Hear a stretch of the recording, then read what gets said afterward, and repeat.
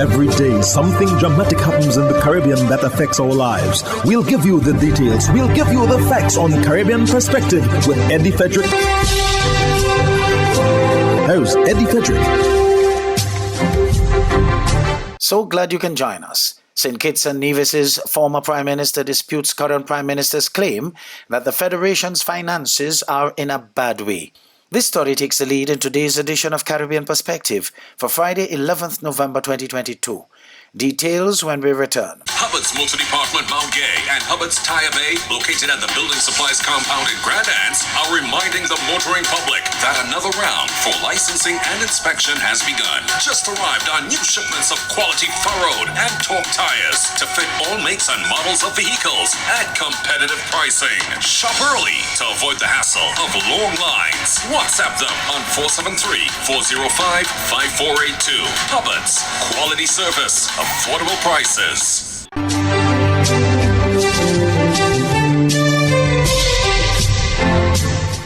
Welcome back. St. Kitts and Nevis's former Prime Minister Dr. Timothy Harris disputes new Prime Minister Dr. Drew's public statement regarding the state of the country's financial situation.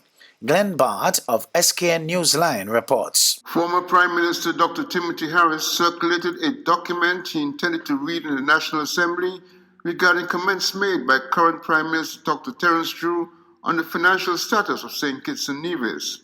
In a recent sitting of Parliament, the Speaker ruled against Dr. Harris speaking on the matters on the grounds that he was referring to statements made outside the environment of a National Assembly sitting. According to Dr. Harris, who was the Minister of Finance under the previous Team Unity administration, as of 3rd August 2022, just 2 days away from the general elections, the financial position of the country was positive, and not as Prime Minister Drew, the current Minister of Finance, indicated on a popular local radio talk show. I want to say that we inherited a deficit. A deficit, for those who may not understand, it means that more is going out than was coming in. Instead of a surplus is the opposite of a surplus. So it means, therefore, in other terms, we are in the red when it comes to our overall finances. And this report would have been delivered to me by the FS just recently after doing an assessment. So we inherited a deficit. According to Dr. Harris's document, as of 3rd August 2022, the country had accumulated millions of dollars, and he states in his document the following, quote, as of 3rd August 2022, St. Kitts and Nevis, under my watch as Prime Minister and Minister of Finance, had accumulated cash position $688,095,501.41. This is an outstanding financial achievement. My administration left our successors a country that is, all St. Kitts and Nevis, with a most healthy financial position, a most sizable deposit buffer of $688 million, closer to $1 billion than zero. The honorable member must explain how, in less than 90 days, he spent off or wasted $688 million of our financial resources to put the country in the red, end quote. From the observation of SKN Newsline, both members of the National Assembly appear to be speaking of two different aspects of the country's financial status. Dr. Drew appears to be referring to the overall financial situation that is inclusive of statutory corporations such as Skellig and Scasper, while Dr. Harris seems to be referring to the country's current and investment accounts. SKN Newsline will attempt to shed further light on this matter in subsequent reports. Glenn Bart reporting for SKN Newsline. Bahamian Prime Minister Philip Davis dominates the stage as he addressed COP27. Altovis Munnings of ZNS News reports. So I come here with a simple request. Let's get real. As Tropical Storm Nicole makes landfall in the Bahamas, that was Prime Minister and Minister of Finance, the Honorable Philip Davis's message to world leaders Tuesday at the United Nations Climate Change Conference, commonly known as COP27. Prime Minister Davis was adamant that he wasn't telling the world to overhaul the World Bank for this new climate era because it's the right thing to do. But he implored world leaders to get smart and act quickly to address the systemic risk of climate change. He feels multilateral banks must play a crucial role in scaling up financial options that will provide real solutions. While acknowledging the goal to limit global warming to 1.5 degrees is on life support, the Prime Minister basically declared what's needed most at this conference is to confront the radical truth. Let's get real. It's only going to get worse. We are entering a new climate era that will drive extreme geopolitical and economic instability. Statements without binding commitments or enforcement mechanisms have been used again and again as a way to postpone real action. Yes, the world's wealthiest carbon polluters should pay for the very extensive loss and damage caused by their emissions. But getting real means understanding that it will be self-interest that drives decision makers. You're listening to Caribbean Perspective with Eddie Frederick.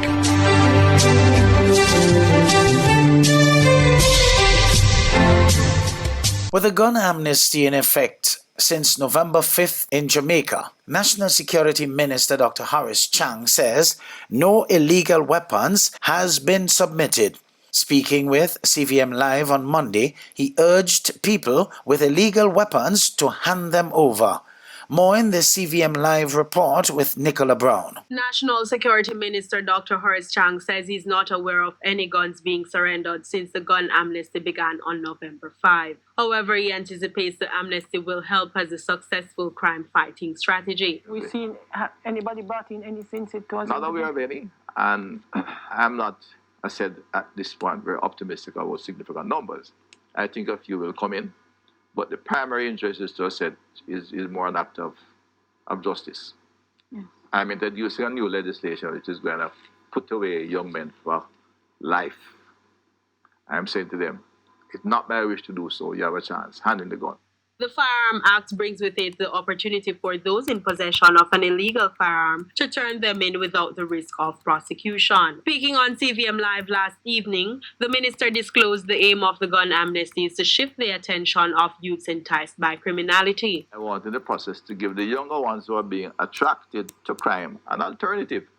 That is the base of the government plan. As I said, over and over, the two-legged plan, one is designed to provide young males in particular, but all young people, with a genuine route to a productive life, but those who are in a life of crime, I want to provide a police force that can protect the society from their activity. He says in addition to the new Firearm Act, the government is thinking of other means to curb crime in the country. So the Firearms Act is one piece of legislation, because as we said before, we have to do the third leg of it in this process of the legislative framework. We have to have an effective police. The criminal justice system, it was separate from the overall, the broad plan. You have to have effective policing. We have to have the justice system operating efficiently and well, and we have properly resourced as well. And we have the prosecuting arm functioning, but they must have a legislative framework to operate in.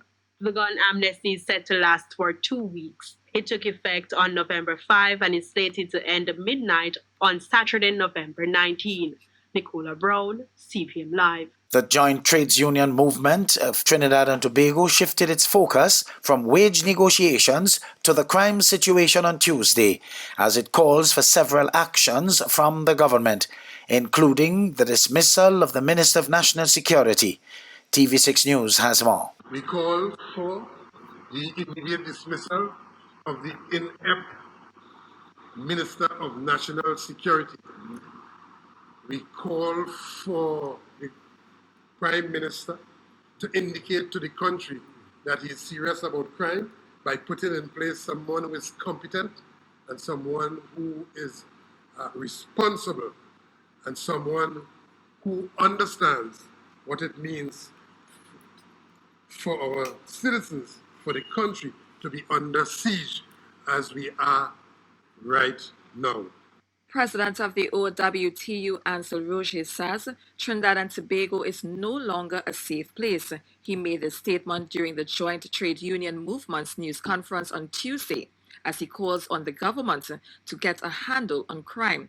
He's of the belief that those in power are clueless about dealing with the issue. Calling crime a runaway horse, Roger says Anyone can fall victim to the criminal element and the gun violence he sees playing out in society. Today we call for the locking down of our borders. Locking down of the borders, which the PNM, when in opposition, remember every day, Kamala cancelled the OPV and the borders are porous, and that guns and drugs and so on coming in. The borders are more porous now than it has ever been, but there's no discussion from these deceitful people as to the inability of the PNM government to lock down the borders. That should have been their first priority. He questions the lack of national conversation about the free flow of guns and ammunition into our country through our borders. However, he adds that shutting down the borders will also reduce the influx of drugs and illegal immigrants into the country. But more than that, JTAM claims that crime is not affecting a minority group in Trinidad and Tobago. Therefore, JTAM is convinced that's a reason for the government's alleged lack of concern. There is no discussion as to who are the importers. Who are those persons with the finance and the capital and have a thriving business by importing all of these sophisticated weapons that finds its place in the hands of these criminals? And maybe it does not concern the government because of who are the persons, the number of persons that are getting killed. Commenting on the recent incidents, Roche says the crime is at an alarming rate. And when we thought that among all of the reports of the dreaded crime situation in the country, that we would have seen the worst taken place about a month ago or so in San Fernando with the Pennywise situation, when we thought that we would have seen the worst, up come what occurred last week in Rose Hill. The trade union is also calling for a national consultation to gather strategies from experts to handle crime, as well as initiatives that can turn the youth away from crime, including sporting activities and apprentice programs. Calls to the Minister of National Security went unanswered up to writing this report. Melissa Maynard, TV6 News. A former national youth football player in Barbados was among 2 people shot and killed recently. Kobe Shepherd, 26 years old, was shot on Sunday, becoming the 36th murder for the year so far. According to official reports from officers, Shepherd was outside his home when the incident occurred. He was reportedly shot multiple times by a pillion rider on a motorcycle. Based on additional information, Shepherd was taken for medical treatment at the Queen Elizabeth Hospital in Barbados by a private vehicle, but was pronounced dead on arrival. The former football player had represented Barbados at the youth level and recently played for the University of the West Indies Blackbirds in the earlier rounds of the Republic Cup. Police are also investigating another murder following the death of a 47-year-old man on Sunday night after they had received a report around 10:15 p.m. that a man was seen with gunshot wounds. The man was later identified as one Mark Anthony Armstrong. Hubbard's Motor Department Mount Gay and Hubbard's Tire Bay, located at the Building Supplies compound in Grand Anse, are reminding the motoring public that another round for licensing and inspection has begun. Just arrived on new shipments of quality furrowed and torque tires to fit all makes and models of vehicles at competitive pricing. Shop early to avoid the hassle of long lines. WhatsApp them on 473-405-5482. Hubbard's. Quality service, affordable prices.